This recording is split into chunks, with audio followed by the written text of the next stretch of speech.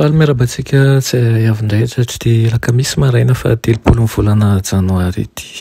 Misaotra an'Andriamanitra hatranontsika izay mbola afaka manome antsika zava-tsy ohatrany ary tombontsoa antsika hatrany izany. Dia ahafahantsika mandray ny fahasoavany aloha nidirantsika ny amin'ny mofon'ainan'io dia hivavaka isika.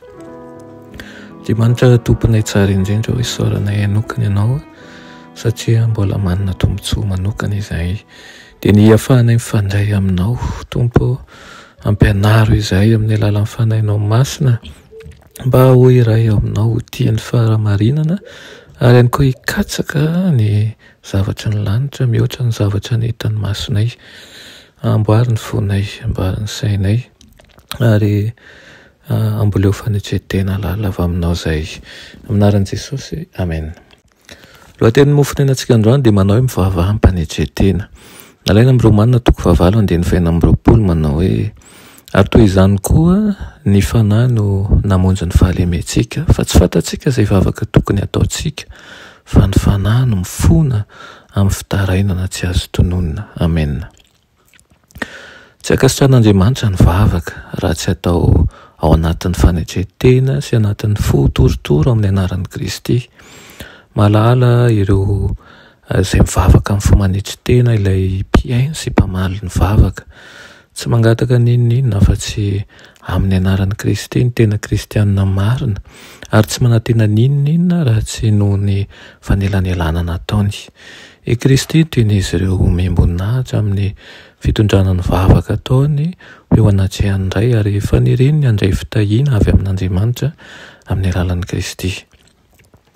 Manana anjara asa lehibe ny fanahy masina mba hahatonga ny vavaka ankasitran'Andriamanitra.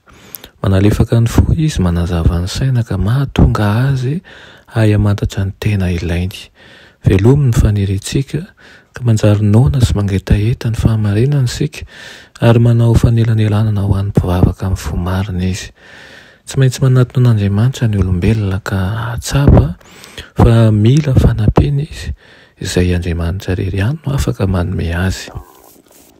Ny vavaka amin'ny mpinoana no fanalahidy mamono trano firaketan'ny lanitra.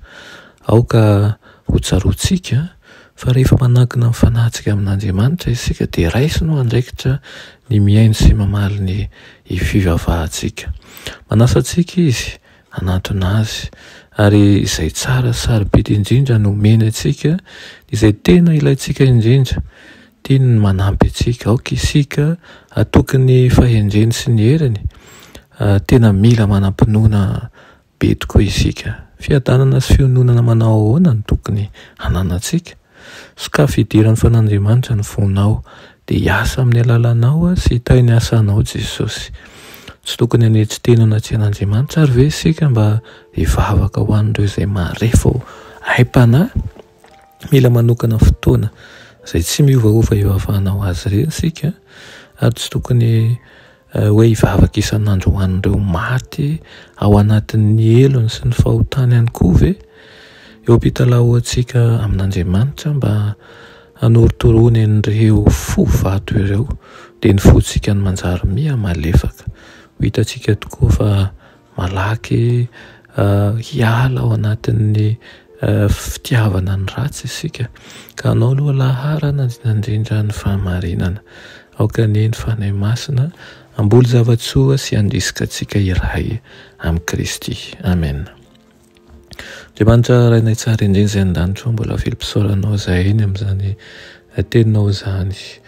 Ampianaro izahay mba ho tia fifandraisana aminao ary mangataka aminao mba handrotsaka ny fanahinao masina aminay tsirairay avy izao ka tsapanay mandrakariva fa mila mifandray aminao izahay.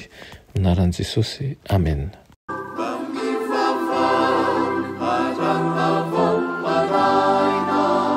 Saru vile